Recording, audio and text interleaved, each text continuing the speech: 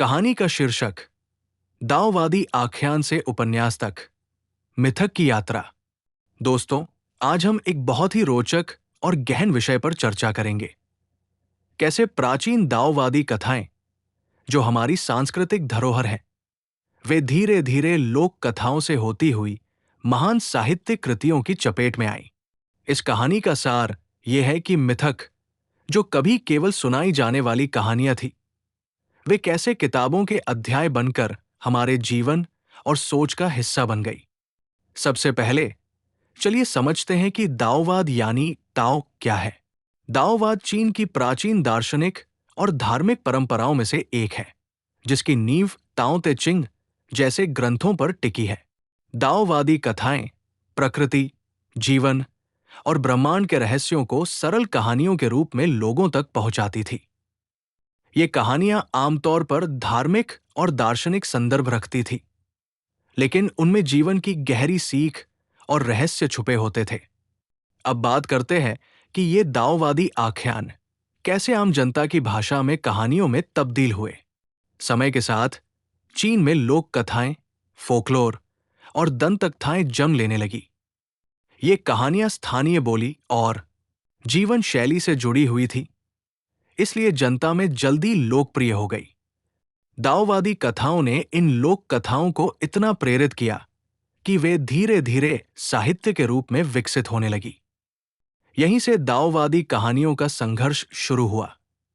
कैसे ये धार्मिक आख्यान लोक जीवन के रंग में रंग कर उपन्यासों की शक्ल ले सकते हैं। इसी संघर्ष और रूपांतरण का सबसे बड़ा उदाहरण है दो महान उपन्यास, शुईहू झुआन, जल के किनारे की कहानियां, और सियाचिंग झुआन, पश्चिम की यात्रा। शुईहू झुआन एक ऐसा उपन्यास है जिसमें 108 नायक और नायिकाएं हैं, जो भ्रष्टाचार और अन्याय के खिलाफ लड़ते हैं। ये उपन्यास दाओवादी और लोक कथाओं के तत्वों को लेकर बना है। इसमें पुराने युद्धों और संघर्षों की गूंज सुनाई देती है, जो प्राचीन आख्यानों से सीधे जुड़ी हुई है। ये कहानी बताती है कि कैसे लोक कथा और मिथक आपस में मिलकर एक नई साहित्यिक धारा बनाते हैं। दूसरा उपन्यास है सियाचिंग झुआन यानी पश्चिम की यात्रा।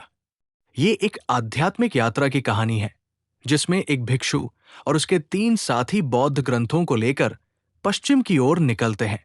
इस यात्रा में दाओवादी, बौद्ध और लोक कथाओं का सुंदर मिश्रण देखने को मिलता है।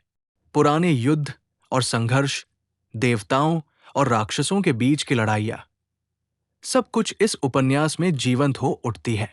दोनों उपन्यासों से हमें ये सीख मिलती है कि कहानियां सीमाओं को नहीं पहचानती। वे एक शैली से दूसरी शैली में प्रवाहित होती है, बदलती है, विकसित होती है। मिथक सिर्फ धार्मिक या लोक कथा नहीं रह जाते, वे साहित्य के विविध रूपों में परिवर्तित होकर नए अर्थ और नए आयाम प्राप्त करते हैं।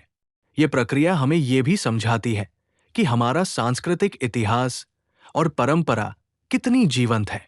जब हम पुरानी दाओवादी कहानियों को पढ़ते या सुनते हैं, तो हम न केवल एक कथा का आनंद लेते हैं, बल्कि एक हजारों साल पुरानी संस्कृति और ज्ञान की यात्रा पर चलते हैं।